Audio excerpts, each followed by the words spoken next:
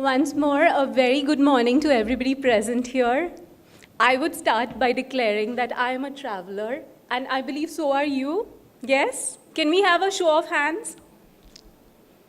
Perfect. Well, so that sets the note for the morning and the day and the days to follow, because at OTM you get to discover the newer places you can travel.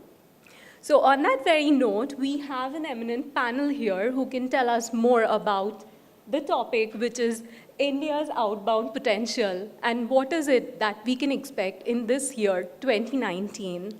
Well, I would like to introduce the panelists here. Mr. Mahendra Vakaria, President, Outbound Tour Operators Association of India. Next, we have Manoj Gurusahani, Chairman, US India Investors Forum. He will also be moderating the session. And we also have Mr. Peter Bruun, Chief Communications Officer, VFS Global.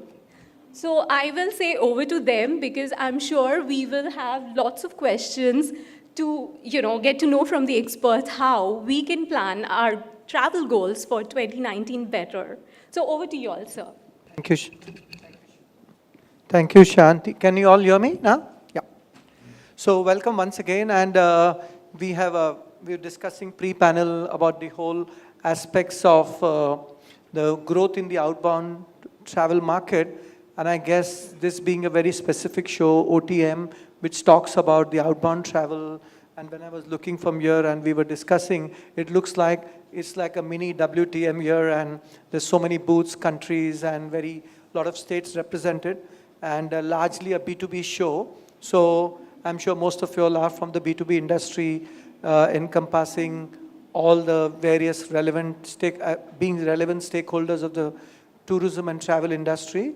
And so we'll kick off by, I would ask a question to Peter in terms of, Peter, we were discussing in the growth of, and you were saying you're very buoyant and optimistic on how the outbound travel market, especially from India, is looking at. So can you just expand on that? Yeah, of course.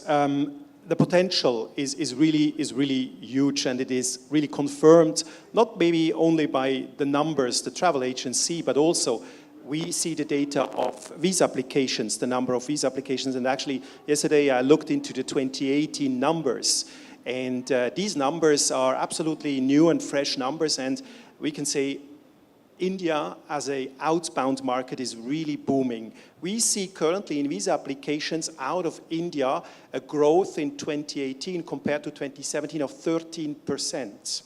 And also when we compare to 2016, so over the last 2 years, it's 22%.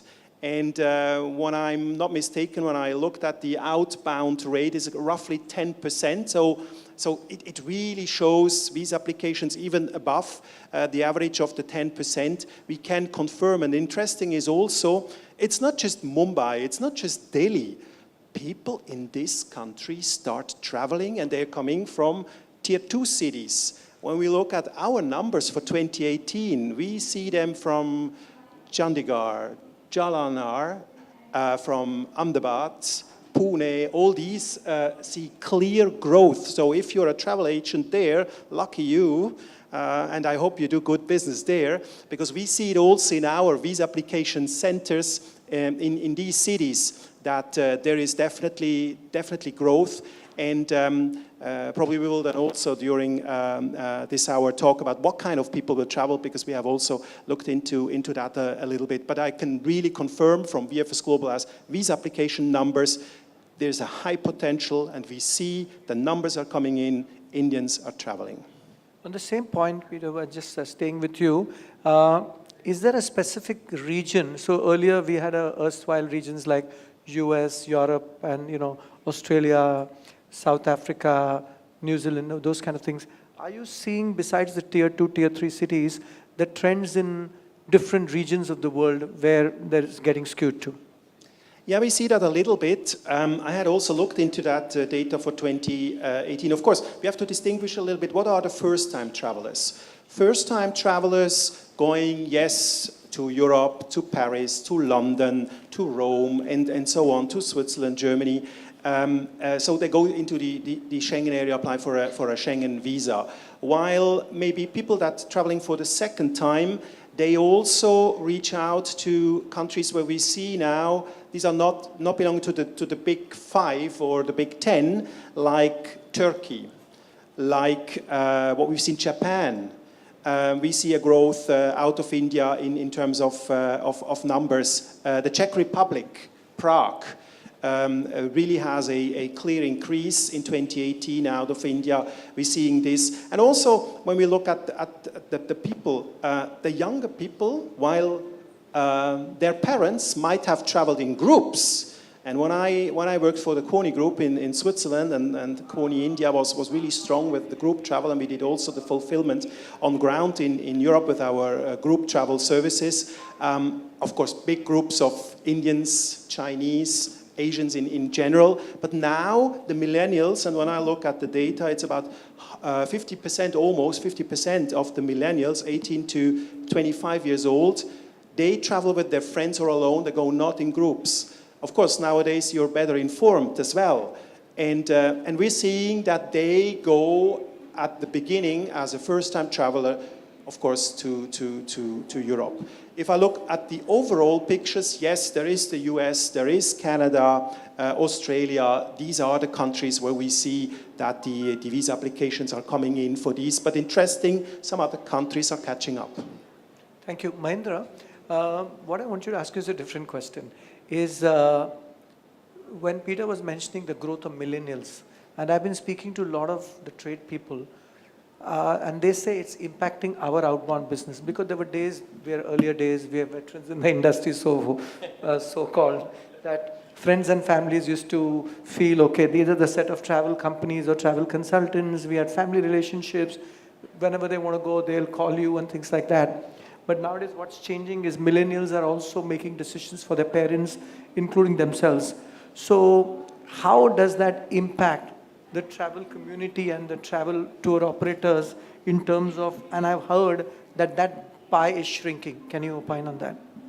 Okay, that's a very important and point that you brought up, Manoj. The fact is, of course, as the millennials, I will go one step further. More than the millennials, it's a younger lot, the teenagers between 14 to 18 years who have the access to the internet, who are well versed with the technology of using a smartphone, and they are sometimes becoming the decision maker as far as the destination is concerned. But equally important, that is emerging in spite of all this hula-hula of online. The good thing is that many people and many families are still wanting to check the online to get a reference as to what is the possibility, but they still want to be held by a professional tour operator who's more knowledgeable about the destination, who's accessible 24/7. With the geopolitical situation, natural disasters, political upheavals, anywhere, when you are traveling and God forbid something happen, you are stuck, and online is not going to be able to help you. And that's the time they realize that it's important to go with a tour operator who has a base, who has a setup, who has a network, who will be able to bail you out come a situation of an emergency. So they're trying to use the technology to get the maximum of what's the level of pricing it should be, what kind of combination of possible tours that should be, but they're coming back to a traditional tour operator like us to help them put it into place and create an opportunity of a holiday. So Peter, I had a question, counter question to that. In terms of a VFS application, because you get the pulse of the market, are you seeing a shift like earlier only travel agents and their visa guys used to apply online for their clients? What is the percentage shrinking where, so for example, I'll tell you my daughter who did a trip to UK did not use her own company, she did everything online, okay? She wanted to experience it, nothing like that. And she's in fact not a millennial, she's a little older than that, but she still chose to do that. So in terms of your numbers, what do you feel is the shift happening of people coming online directly for visa applications? Of course, since for the UK and the Schengen countries, you have to give your biometrics. you must come to the visa application centers. We don't often see them. Then have they booked through a travel agent or have they booked online? Yes, they have to give the kind of booking confirmations for hotel and flights as part of the requirements by the governments for a visa application. So we don't have a data that shows what comes purely online and what not.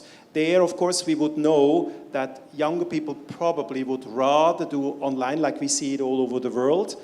But maybe then they make their experience with some mistakes and they wish they had some trusted advisors, especially when they go abroad, for example, to Europe and spend quite a bit of money. So we would not see that. What we see is, and that's maybe an indication that they did it online, they're not so well prepared with the documentation.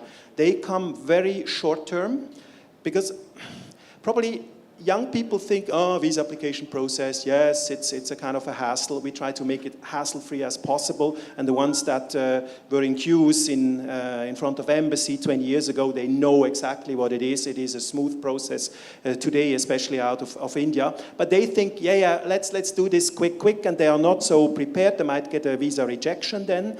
And also they do it too short term, especially when the peak season comes, because usually we give a visa application within 24 hours to the embassy. But in the embassy, it takes then 15 working days, but during peak season, this can go up to 30 working days. Depends on the mission, on the government, and people are not thinking of that. And I think travel agents are better prepared for that because they know, apply much earlier. And there I could see maybe these people have then gone rather online instead of going to a travel agent. If I could add to this, what has happened, and this we see on a daily basis in the office, Manoj, people have tried to be proactive in trying to go online and book it online, maybe the holiday package. To the extent people have booked non-refundable air tickets. I'm sure many of us tour operators would have experienced this, a client calling up and saying, oh, I booked a non-refundable air ticket. Now my visa has got refused. How did you do the visa? Oh, somebody suggested it's very simple. You fill the form online and you can submit it. And, so to save that processing fee of 1,000 rupees, what they would have ended up paying to a tour operator or 1,500 rupees, in the bargain, they've lost a bigger amount of not only the cancellation of the air ticket, the internal air tickets, which they could have. So we are seeing this very frequently happening, and I'm sure that means that people are trying to go online, but they realize that that's not worth it to save that small amount of money, which they would have released themselves from all the stress and the hassle, coming to a professional tour operator, let them handle the whole situation and get it applied. There are so many cases we get clients getting refused for visas, and that they come at such a critical stage of travel. The departure date is hardly a week. Like he says, the processing time for Shenzhen, barring 1 or 2 countries, is much longer. So they've come at a stage, they've got the refusal in the hand where you do not have time to reapply because you are sitting with a refundable, non-refundable ticket. And that's the irony of the whole situation. So moving on from this point, there is also trends as the youngsters are taking over, and even I feel single travelers, experiential travelers, there are travelers called responsible tourism, people wanting to volunteer on not just pleasure trips. So Peter, again from your perspective, are you finding those shifts happening? I know it's very prevalent in the global market, where in more evolved markets, and I know of people who come to India to participating, whether they are doing a village project and others. If we flip the trend, are you seeing the early traces of that happening from India? Yes, I can explain that rather more from my background I had in the outbound industry when I was working for Kony Switzerland, for the Kony Group in Zurich, because it was about 8 years ago when we did in these more mature markets like the UK, Switzerland, we introduced a product called Kony Ananea. Ananea is Greek, means, I think, renewal. And this was a volunteering program. And this was launched, and it was, of course, big echo in the media because it was something new, it was something sustainable, it was part of the entire CSR program. And of course, as you mentioned, a lot of these projects, of course, always with serious NGOs behind it, reliable people, like these village projects. For example, we had a project in Thailand where teachers who were able to speak English well, they could teach really out in a rural area children in a village during months. And we saw that picking up very well in Europe. And here in India, I didn't get any numbers back in time then. There was also an interest to setting up something like that. So when you look at the behavior of millennials, they are into these topics. You see that on social media, you see that in several studies, that being a good person, being a good citizen, giving something back to the world, I think this has come to Indian people as well, young people, because there's not much difference. As long as you are in a certain middle class, you can afford these things, you're well educated, you're interested in this because you follow on social media and the internet all these global trends. And volunteering is a trend. We just acquired a company in Russia, and with that acquisition, it's a visa application, of course, company, came a volunteering company called Da Dobro. It's Russian, means yes, good, something like that. And now we're integrating that into our internal activities for employees. Of course, it's not something typical for a visa application process, but volunteering is something with the young ones it works. So Mahendra, question to you is, as Peter was mentioning, trends of people following Instagram and various forms of social media, Twitter, how are you or your team educating the travel community from an OTM perspective, your organization perspective, to get aware and use the trends to ensure that they get more customers, hang on to the existing customers? And so are these the methods or workshops you all do for this creating of awareness? Okay. Also, the topic today is what's different in 2019, and to start with, I'll address some of the trends that we are foreseeing and what we've been seeing in the last one and a half years that's emerging. One of the largest trend that's emerged is a term that is getting popular in this industry called bleisure, which is a combination of business trip combined with an extended holiday for leisure. So eventually or effectively, many Indians and many youngsters who are into business, who are entrepreneurs on their own, they've just started a startup or they're an entrepreneur, they are exploring going out of India for their business activity. It could be attending a conference, could be attending a trade show, exhibition for a technology type, whatever. But when doing that, they are also extending the trip by a couple of days and adding a little bit of leisure and tourism activities. So that's a combination of business and visitor together, which is one of the biggest trends that we are seeing happening continuously. Another big trend that is happening from India and which is also driven by the Instagram is women-only travel. You know, a lot of ladies groups making their own small groups of 10, 15, and they're traveling together for a holiday within India or out of India, it doesn't matter. But it's a group of ladies, and they have, the best thing is in their tours, everything is, top of the line, because they want the best of the shopping, they want the best of the food experience, they want the best of the spa treatments, and of course the parties seen in the evening. So that's a new trend that's emerging, and that's purely driven by word of mouth and the social media of, your pictures that you put up on social media is definitely a very big influencer as far as the destination or a trend is concerned. Third thing that we are seeing, and you spoke about this volunteering, which is a very important thing that I think India should take it up very, very strongly. We have been trying to promote this to school children for age 14 to 18, wherein you have opportunities where you go on a 2-week holiday to, say, South Africa. You can select, there are different combinations. If you're interested in wildlife, there's wildlife. If you're interested in marine life, there is marine life focused tour.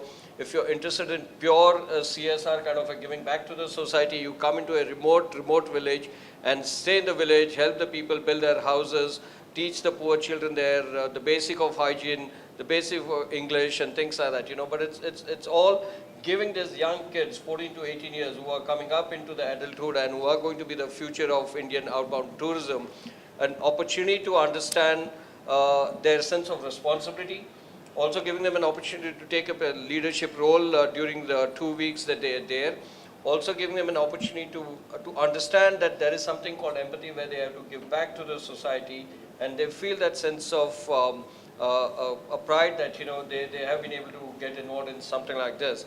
For somebody who's interested in volunteer tourism, for example, in wildlife in South Africa, when they're there, they go to the national park with the ranger. If an animal is injured, they tranquilize the animal, put it onto the truck, bring it to the center, recover the animal, recuperate the animal, and then release it back in the national park. Now a 14 or a 15-year-old boy or girl getting an experience to touch a wild animal so close and hands-on, I don't think so that anything can be more enriching than this. So this is a trend that's emerging. Schools are willing, more than schools, the parents are willing to spend money for these kind of activities. There are school children going for sports tours. Soccer is becoming big, skiing is becoming big. So that's one more trend that's happening.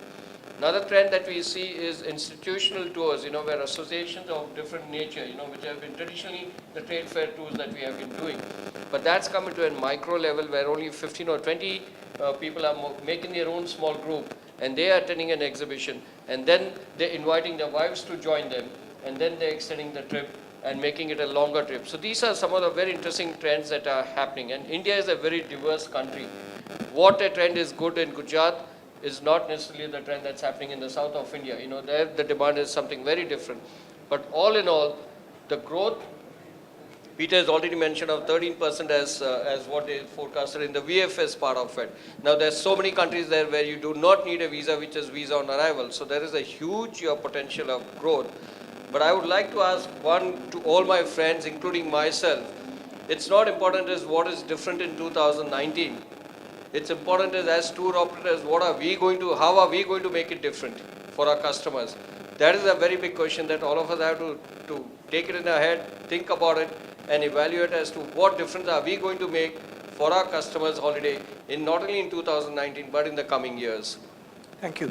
Peter, question to you from a VFS perspective. You all are growing, you all almost, have so far controlled or have a complete large market share.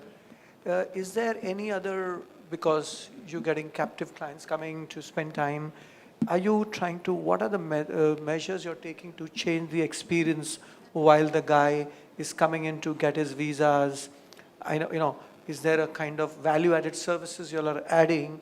Could you want to share that? Yeah, I think this is very, very important, because nowadays a lot of people, they earn good money, they work hard for that money, and they are willing to spend money on value-added services to have a really smooth visa process. And actually we're focusing very much, and actually here in Mumbai at the Mahalakshmi Visa Center on the 5th floor, we introduced a completely new lounge concept. It's like in an airport, very comfortable. So, and you get really personal service and all these things, but also the visa at your doorstep, what we do for the UK and for many Schengen countries. So we even come to your home, even if somebody would say, I'm here at OTM today, I have half an hour or an hour, can you come here? And we do the whole biometric enrollment and form filling on the computer we would do. Of course, it comes at the price.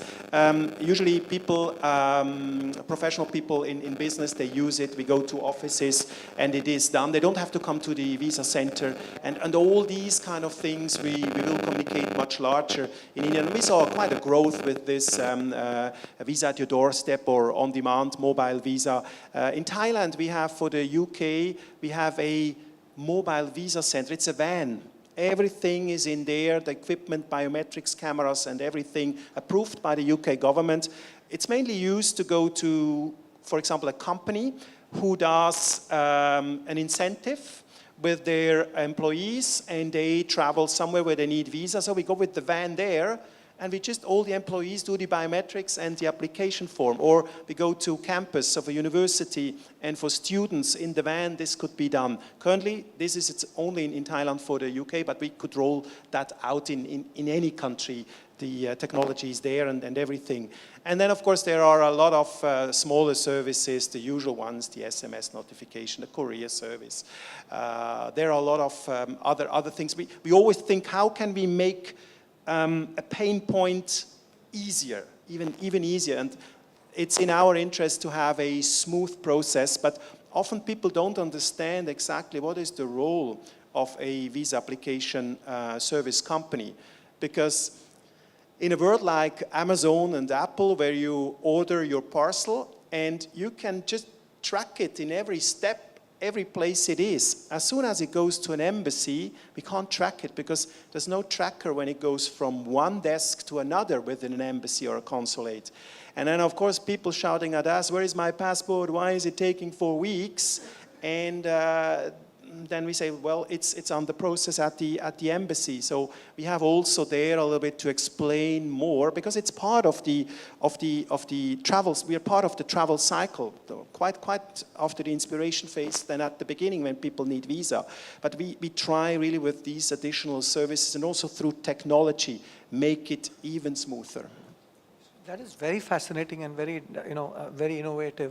So in terms of, so these are obviously for, let's say, if somebody's an OTM and he wants to do that, so it's a premium service offering, like you said, and then you pay a higher fare for that, a higher price for that. Yeah, it's an additional fee that comes because, yeah, that's like if you go for a business class ticket in an airline, of course you pay also more and have then lounge access, you have priority boarding or whatever. So this is very, very similar. But meanwhile, people using it more and more, because for them, the visa application process is something they must do.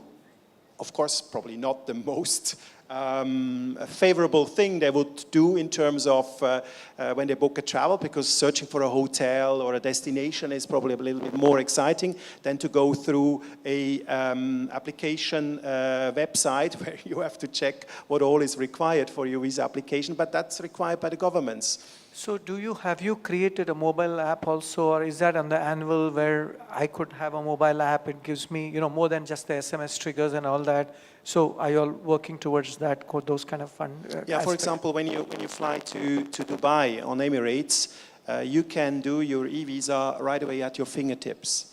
We're working also on with other countries like Brazil. Certain countries can go through an e-visa process just on an app, or you don't even have to download an app, because why would you download an app for the use of one time in a year? So you have to do your websites completely responsive to a smartphone, and then you just can upload your passport, you get your e-visa and everything at your fingertips. We have such solutions, and we're seeing that more and more governments, especially the ones with e-visa or e-visa on arrival, are interested in that. And currently we're working also with a government, I can't tell which one, we will announce it soon, on a solution, and this will be very interesting for India, because it makes the travel for Indians to that country much easier. Fabulous. So, Mahindra, if I was sitting in your chair, I would be a little worried in that sense, to just give a flip to the whole thing, that in terms of, and that's the nature of the beast, right? VFS getting their act together, getting better services, online, do-it-yourself kits coming up and all that. Again, for the survival from a travel agent or a tour operator perspective, one will have to up our act or up your game to ensure that this was one of the key factors for a tour operator to hold back visa service. Of course, insurance is available online, health, all these factors are coming up. So how does one stay relevant? Again, it's relevant in the futuristic, because it's something which you can't avoid, ignore, it's going to happen. And the evolved traveler is looking at these kind of, we expect an Uber experience everywhere, an Ola experience, your Swiggy experience, we can go on and on. So how does one stay relevant from a tour operator stroke travel agent perspective? Very, very, very valid and important discussion. I don't know whether this will be the right platform, but I'm glad Peter is here. And it was becoming a bone of contention, if I can put it like this, for tour operators when VFS announced that they're going to be offering services of, for example, filling up a form for certain countries at a nominal charge where they could come to the VFS center and their executives or assistants will fill up the form and, then they could go ahead. The whole perception that has emerged over a period of time is that, VFS is a consulate, that if they have said this document is not correct, means that's not correct, Whereas the country's website for the list of documents is saying it is required. Sometimes it says VFS says it's not required or the other way around, So the clients also are misguided sometimes that, VFS is an extension of the consulate, which is technically not so, because it is an agency which is facilitating the movement of documents and to the consulate. So, but that's one side of it. So when this happened, and as an association industry, we did speak to VFS, and we told them that, look, you can't be giving full-page advertisements announcing something like this, because ultimately we have to work together, And they were kind enough, and they said, yes, we agree that we will not announce it, but that is there. It is something like what I would put it as an online challenge to all tour operators. I presume all of us are tour operators here in this hall. We have a so-called online challenge and competition that, online, the so-and-so website is giving so-and-so fare, so-and-so hotel site is giving so-and-so hotel cost and whatnot. At the end of the day, and I just said before my other sentence was, how are we going to make it different? What is the value add are we going to bring on the table to leverage the fact that the customer should be convinced and inclined to come to you, because under one roof you're giving him everything. Ticket, the visa facility, the destination arrangement facility, 24/7 service backup, and your expertise of knowledge of the destination that you have to cultivate over a period of time and keep improving it on a daily basis. So if you can bring all these elements together to your customer, then the customer is going to come to you for the totality of the service. Otherwise, there are definitely a chance where you will be going for ticketing somewhere else.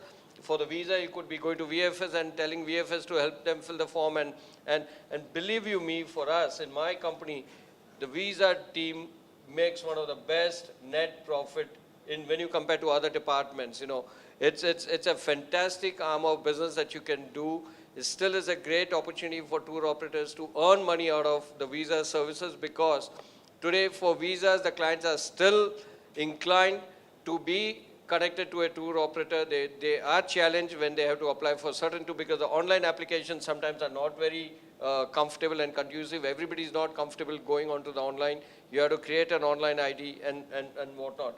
So there, the tour operator, travel agent has to ensure that somewhere he communicates to his client that, look, I'm giving this service. It's part of a total service of a holiday that you're going out of India. And this is my expertise where I can help you. I think it will always be a collaboration between a travel agent, tour operator, and the visa application service provider, because we as VFS, we will never sell travel. We will never sell flights, hotels, or any travel arrangements. Yes, form filling, we might have some overlapping there, but people can decide. But also what we for example, we have the privilege program. The privilege program, if somebody, that's also for frequent visa applicants that maybe need the service more than once a year.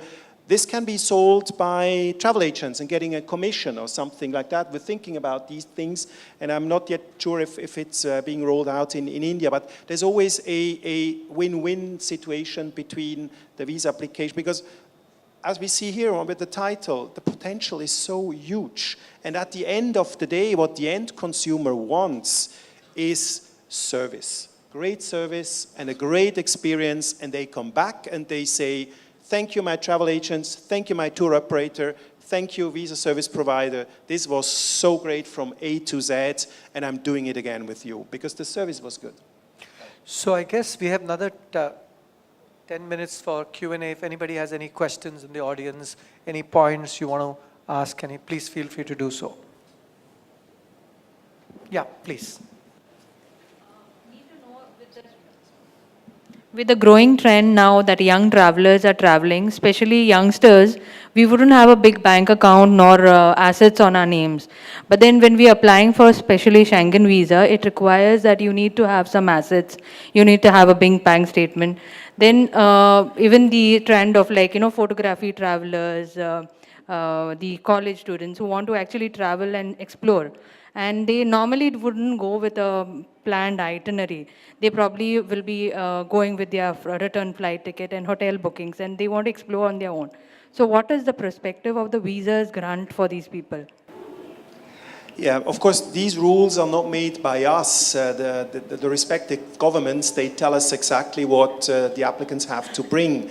So we can't influence on that. But I think when the associations in India, and there might also be some exchange with some missions and governments, can tell them if they have so rigid requirements, it doesn't fuel the tourism at the destination. So maybe it should be then a little bit less requirements in terms of the bank statement and everything. I hear that quite often, that for certain destinations, yes, you have to have at least so much amount on your bank account, you need this and this and this, and especially I agree with you, for younger people this is more difficult.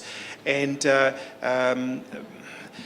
it's difficult to make a comment on that because the rules are not made by VFS Global. It is with the client governments. Of course, when we talk to client governments, that we could say you could really increase your arrivals in your destinations much more, especially in such booming markets like India, if you would lower that. Of course, they do then the risk analysis and security, what is needed, but if there is an insurance in place, which is also mandatory, it should not be a big issue.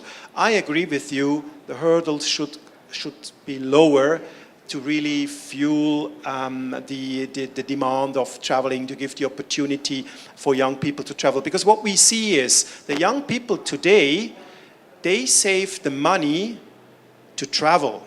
Our generation, we save the money for house and family. The young ones save for travel, explore the world, culture, which is actually a kind of a peace project. Do you understand all the different cultures all over the world much better? So it has to be in the interest that the young people travel, get further educated, and understand other people also better. Yeah, because especially we found this, like I get clients who are of the younger generation who want to explore like Prague, Vienna, Czech. They want to do it on their own, where they may be taking a hop on, hop off and all these. But then, for visas becomes a hindrance for us, and especially single travelers. Can I have your name? Abhilasha. Abhilasha from Alliander Travels, Goa. Okay. So, Abhilasha, not only a young traveler, but sometimes even families, when they, what is the consulate looking at to grant a visa? Because they want to make the process as simple as possible. They're there to grant the visa. But many a times, and when you talk of both the sides, many a times the agents are also not preparing the documentation the way the consulate is expecting them. Each consulate has got a very typical way of looking at documents.